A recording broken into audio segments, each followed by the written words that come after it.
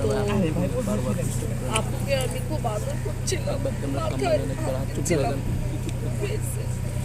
তখন শুধু আপুর যে চোখের মনি যে বলটা, আপু আপু আপু তুমি শুনতে পাচ্ছ? আপু আমরা তো আসছি। আপু উনি আমার কাছে ফিল হলো উনি সব শুনতে পাচ্ছে, এবং উনি যে উনার যে চোখের মনিটা উনি ঘুরালো, আমি স্পষ্ট দেখলাম ওনার চোখ। আমি যখন বলতেছি আপু আপু, উনি চোখের মনিটা ঘুরালো, ঘুরায় তার চোখের দুই সাইডে পানি পানি চলে আসছে। আমি তখন যারা ডক্টর ছিল আমি তাদেরকে বলেছি যে আপনাদের এখানে টিস্যু নাই, টিস্যু দেন, আপু পানি তো বুঝতে হবে। আপু তো কান্না করছে চোখের দুই সাইডে।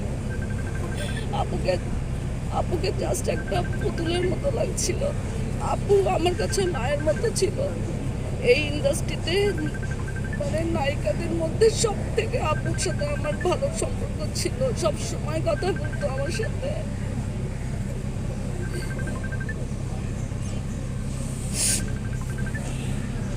শুধু আমাদের গার্জিয়ান ছিল, আমাদের গার্জিয়ান ছিল, বড় একটা গার্জিয়ান। কি হয়েছিল এর আগে যখন সুস্থ ছিল দেখা হয়েছিল?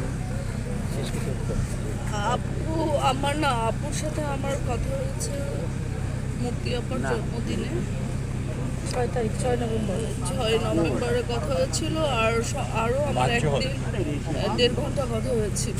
আমার জ্বরটা অনেক দিন থাকে, ওষুধেও কমে না। আমি অনেক ওষুধ খাই কিন্তু কমে না।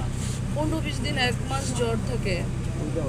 তো আহমেদ শরীফ ভাই আমেরিকা থেকে এসে একটা স্মরণ গেট টুগেদার করেছিল।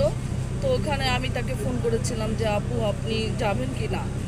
তো সে বলতেছে যে আমার তো একটা বাজে জ্বর আসে, বেশ অনেক দিন থাকে, 15-20 দিন।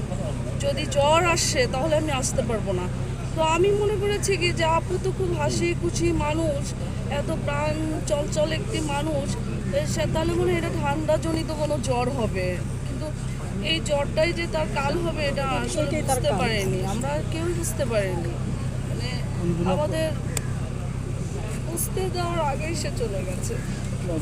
আর এরকম একটা মহান কিংবদন্তি বাংলাদেশে আর আসবে কিনা জানি না, যে কিনা সিনিয়র থেকে জুনিয়র সবাইকে একই চোখে দেখতো, তার কোনো অহংকার ছিল না।